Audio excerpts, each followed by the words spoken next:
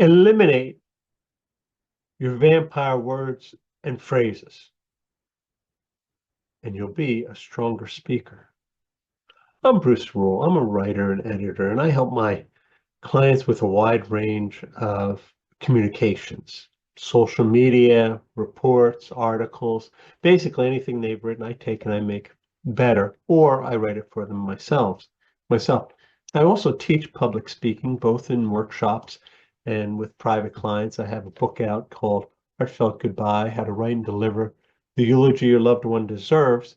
And it's gotten a lot of good feedback from people who bought it, not just because they suffered a loss, but because they have an elderly spouse or an elderly parent and they want to be prepared when the time comes. It's a good idea.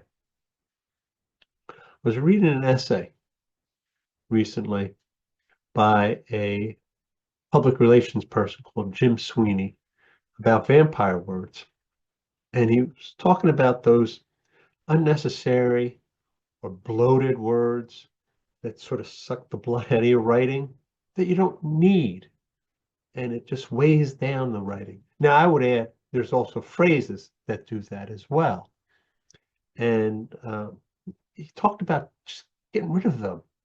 Being conscious of them is your first step, and then cutting them out of all your writing.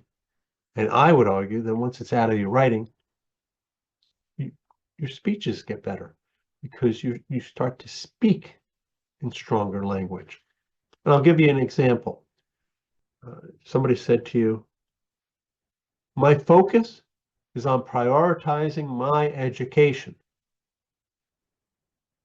All right, well, that's good. How about this? My focus is my education. The second one's so much stronger, right? It's the same thing, but on prioritizing in the middle of that first sentence added nothing. Just a bunch of syllables in the middle of a sentence that weighed it down. Whenever you can, cut those words out. Anything that's unnecessary, just cut them out. The one that I always laugh about is I have a friend, and when we're talking, she always says, I personally think whatever. And I always laugh at her. I say, why do you put personally in there? There's no reason for that word. Just it shouldn't exist in that sentence. Who's going to be thinking for you other than you personally? She laughs. She knows it's a tick of hers and she needs to eliminate it, and she will, I'm sure. You have to be careful with these things because it's so easy to let your language bog down.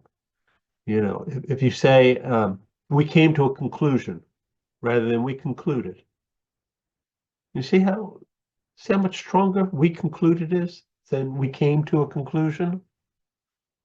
You know, if you continue to cut those things out of your writing, an interesting thing is going to happen. Your speech is going to get stronger.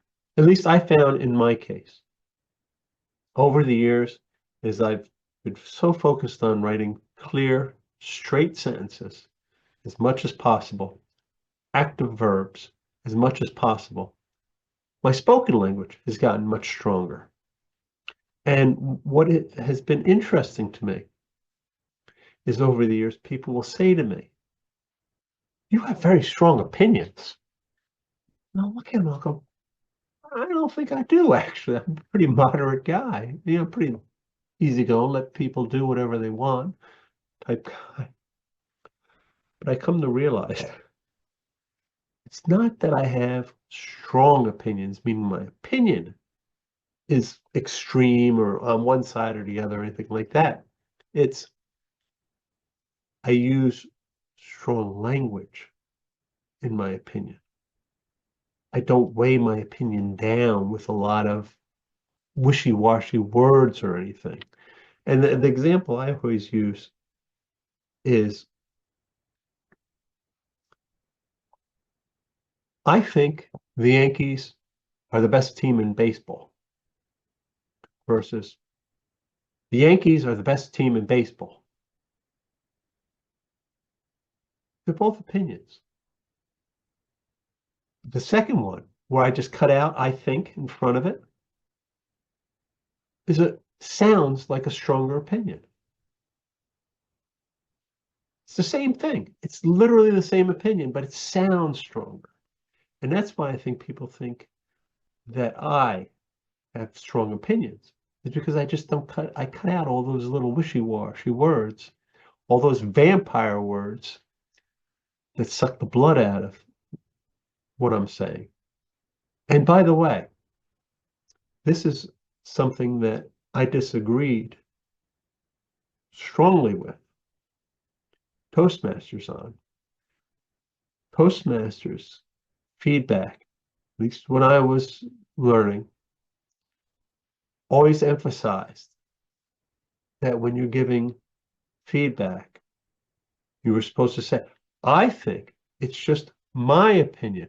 In my opinion, you should do this," to emphasize the fact that it was just your opinion. I told them they were absolutely wrong. I guess I do have a strong opinion, right? I told them wrong, 100%. I told them by throwing in those words, "I think," "in my opinion," I'm watering down the message. And so I refuse to do it. When I do evaluations at Toastmasters, I just don't do it. I say what I think.